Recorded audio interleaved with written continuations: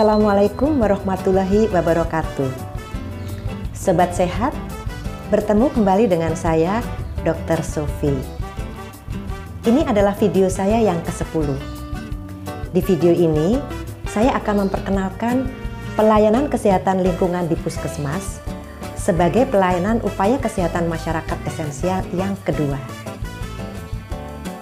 Mari kita urai pelayanan kesehatan lingkungan di Puskesmas itu seperti apa.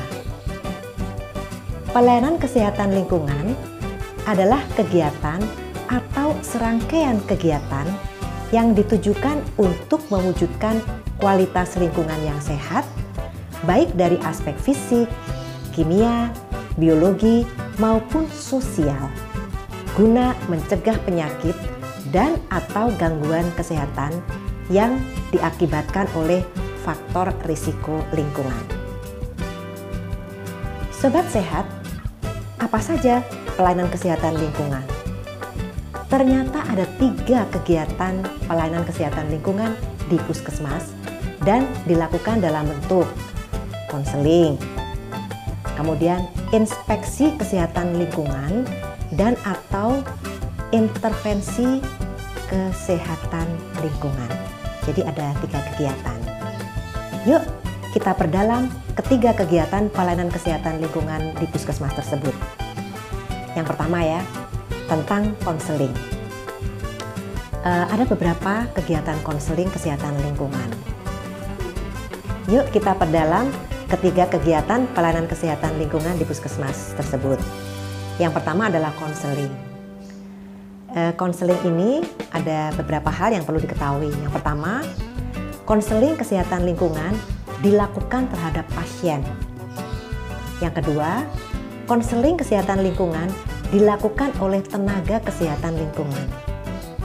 Yang ketiga, konseling terhadap pasien yang menderita penyakit dan atau gangguan kesehatan yang diakibatkan oleh faktor risiko lingkungan dilaksanakan secara terintegrasi dengan pelayanan pengobatan oleh dokter dan atau perawatan oleh perawat.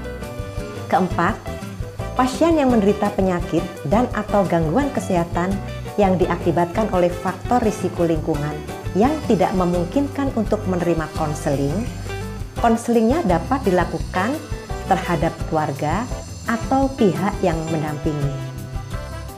5. Konseling dapat menggunakan alat peraga, media informasi cetak atau media elektronik. Yang hal ini mungkin akan banyak digunakan pada situasi pandemik ini. Dan yang keenam, pelayanan konseling di Puskesmas harus dilaksanakan setiap hari kerja. Berdasarkan konseling terhadap pasien dan atau hasil surveillance kesehatan yang menunjukkan kecenderungan berkembang atau meluasnya penyakit atau kejadian kesakitan akibat faktor risiko lingkungan, tenaga kesehatan lingkungan harus melakukan inspeksi kesehatan lingkungan terhadap media lingkungan. Pelayanan yang kedua setelah pelayanan konseling adalah pelayanan inspeksi kesehatan lingkungan. Pelayanan inspeksi kesehatan lingkungan ini dilakukan dengan beberapa cara. Pertama, pengamatan fisik media lingkungan. Kedua, pengukuran media lingkungan di tempat. Ketiga, uji laboratorium, dan atau keempat, analisis risiko kesehatan lingkungan.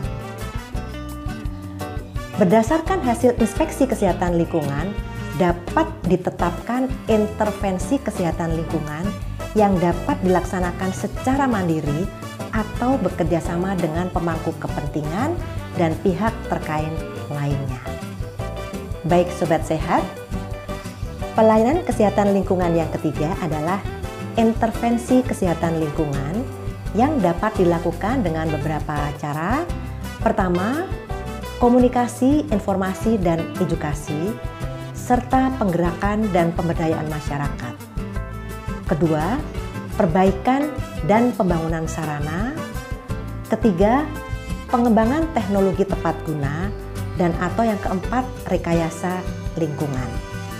Kegiatan inspeksi kesehatan lingkungan dan intervensi kesehatan lingkungan dapat dilaksanakan di luar jam kerja puskesmas. Jadi kan tadi ada kesehatan lingkungan kan ada 3 layanan.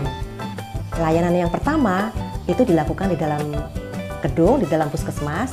Yang layanan kedua dan ketiga itu dapat dilaksanakan di luar jam kerja puskesmas.